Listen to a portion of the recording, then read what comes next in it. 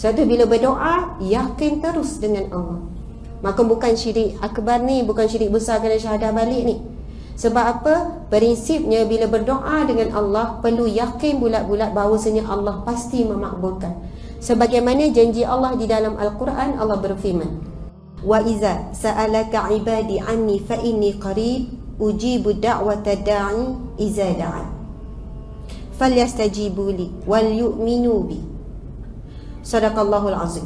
Firman Allah yang bermaksud, apabila hamba-Ku bertanya tentang-Ku wahai Muhammad, katakanlah bahawasanya aku ini dekat. Allah menyatakan Allah sangat dekat dengan kita.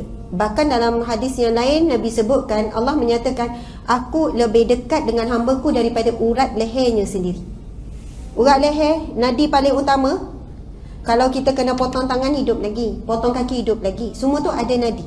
Tapi kalau diputuskan nadi bahagian leher sampai terputus, maksudnya itulah tak boleh diselamatkan lah kalau terputus. Nak katanya Allah menggambarkan betapa dekatnya dia dengan kita, lagi dekat daripada nyawa yang berada dalam badan kita.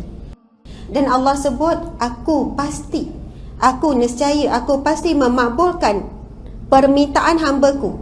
Syarat yang pertama doa, apabila dia meminta.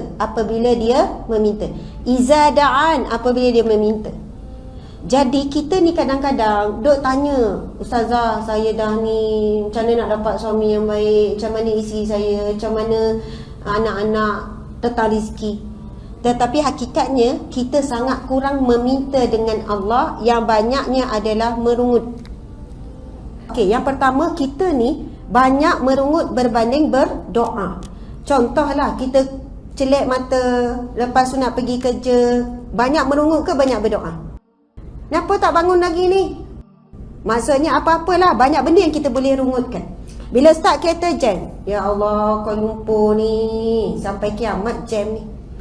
Okey, kita tukar kepada doa, ya Allah, pemudahkanlah jalan, lancarkanlah ya Allah, elakkanlah daripada jam. Daripada hari-hari kita mengut.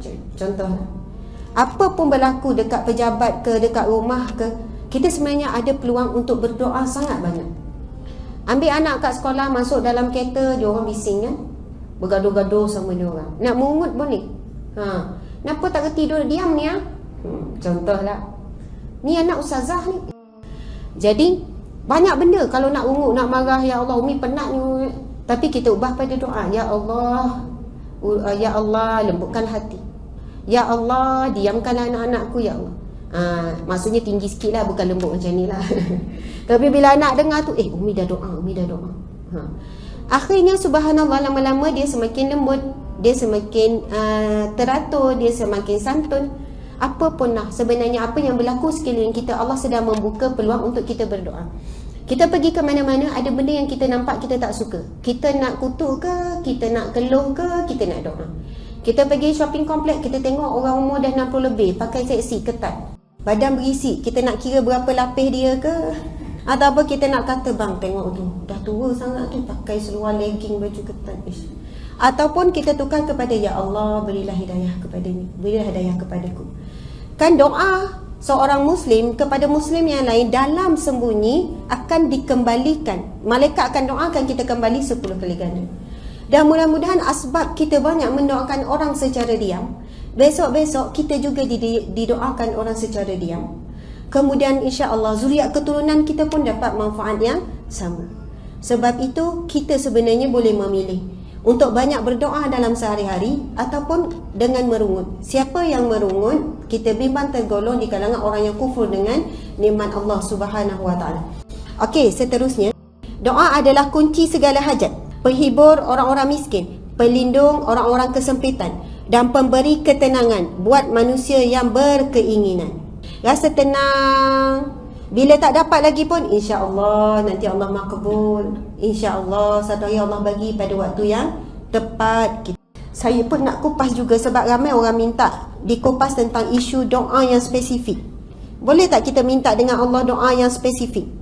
Jadi saya pun rujuklah guru saya, subhanallah, saya ada rujuklah beberapa, pasu baca dan sebagainya. Maksud spesifik tu macam mana? Contoh, Imam Nawawi mengatakan boleh kita doa secara khusus. Doa contohnya kita sebut, ya Allah, Ya Allah, izinkanlah aku untuk pergi haji pada tahun ini juga.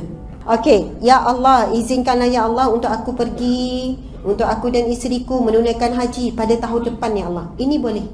Maksudnya mengkhususkan tetapi masih lagi umum. Itu masih umum lagi. Ia bukan khusus. Contohlah, kalau kita khususkan sangat, contoh. Okey, dengan syarat meminta tu, masa minta dengan Allah, bukan dengan soalannya mengajak Allah. Ya Allah, izinkanlah ya Allah pergi haji pada tahun depan ya Allah, dalam keadaan tak ada hutang sikit pun, dalam keadaan boleh naik ni pada sekian-sekian. Maksudnya itu terlampau di detail. Kita doa yang secara umum, Allah beri yang terbaik. Ada orang nak cari jodoh, tak jumpa jodoh lagi. Lepas tu dia puji Allah dulu. Allah ya Jami', Allah ya Jami', nama Allah Asmaul Husna ya. Puji dulu Allah ya Jami', Allah ya Jami'. Maksudnya Allah yang maha menghimpunkan, Allah yang maha menemukan. Engkaulah yang menemukan. Sekiranya bertemu jodoh keranamu, sekiranya belum bertemu jodoh juga aturanmu. Puji dulu sifat Allah ya Jami', Allah ya Jami', yang maha mengumpulkan, yang maha menemukan. Ulang 10 kali, ulang 40 kali, ulanglah setiap kali solat. Allah ya Jami', ya Jami'. Contoh ibu-ibu doakan untuk anak. Tutup dengan doa, ya Allah, temukanlah daku dengan jodohku pada tahun ini juga ya Allah. Ya Allah, berikan lelaki yang soleh ya Allah. Subhanallah. Jadi boleh kita sebutkan begitu, kita minta dengan Allah, mulakan dengan pujian dan kita tentukan bila nak dapat, bila kita hajat kita dan sebagainya. Dalam masa yang sama, kita meminta dengan Allah sebagai seorang hamba, merayu, ya Allah, izinkanlah ya Allah. Bukannya ya Allah, tahun ni juga ya Allah. Subhanallah, bila meminta, bila merintih, bila merayu dengan memuji Allah, dengan sifat kehambaan, ya Allah, sesungguhnya aku tidak mampu ya Allah, puji-puji Allah dulu. Yang dilarang adalah dalam masa yang sama meminta khiyar daripada Allah dalam perkara tersebut, agar menjadikan itu permintaan yang baik sebagai hamba. Seperti berkata, ini sangat bagus. Antara adab kita dalam berdoa, melakukan khiyar ataupun menyerahkan segala yang baik itu kepada Allah. Contoh, kita ikat, dah minta semua, kita pun ikat.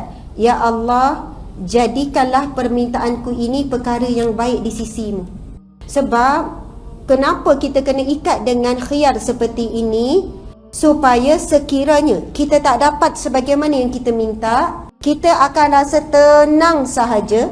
Sebab kita minta, ya Allah, jadikanlah permintaanku ini baik di sisimu. Lepas tu kita tak dapat, kita doa, ya Allah, tahun ni biarlah aku naik pangkat ya Allah. Kerja dah 20 tahun tak pernah naik pangkat, contoh. Tak pernah dapat anugerah pekerja cemerlang. Dah keluar senarai, dia belum tersenarai lagi. Jadi sebab dia dah ikat doa tadi tu, ya Allah, berilah kebaikan dalam doa ni. Jadikanlah doa ini kebaikan di sisimu. Jadi bila tak dapat, tenang-tenang saja. Sebab kita minta dengan Allah begitu. Jadi kalau tak dapat, soalannya Allah bagi segenap supaya kita faham kenapa kita tak dapat, ia tidak baik untuk kita. Sebab kita minta sekiranya ia baik untukku di sisimu ya Allah. Sebab kita bimbang kalau kita minta Allah memang boleh beri je. Allah boleh beri sebab Allah ya Rahman ya Rahim, yang maha pengasih, yang maha pemurah.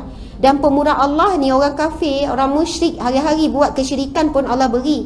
Bila dia usaha, bila dia minta, walaupun dia minta dengan tokong dia, walaupun buat maksiat. Sebab pemurah Allah tanpa syarat, pemurah kita dengan syarat. Kita kalau orang yang minta dengan kita, kita lebih suka memberi pada orang yang kita sayang. Tapi kalau orang ni banyak menyakiti hati kita, nak beri ke? Tak. Tapi Allah memberi tanpa syarat. Dan sifat Allah yang lain, Allah ya Ghani ya Mughni, Allah yang maha kaya dan Allah maha memberi kekayaan. Allah ya Razzaq, Allah yang maha memiliki rizki dan beri rizki. Allah ya Wahhab, Allah yang maha memberi. Allah ya Mujib, Allah yang maha memakbulkan doa. Kita kena ikat doa kita, ya Allah, sekiranya permintaanku ini baik di sisimu. Sebab apa? Kita bimbang Allah beri bukan dengan kasih sayangnya ya Rahman ya Rahim, tapi Allah beri dengan kebenciannya, dengan kemarahannya. Sebagaimana Allah memberi kepada orang musyrik, Allah beri. Semua tu daripada Allah. Tetapi Allah beri dengan kemarahan, dengan kebencian. Dan itulah yang namanya istidraj. Subhanallah.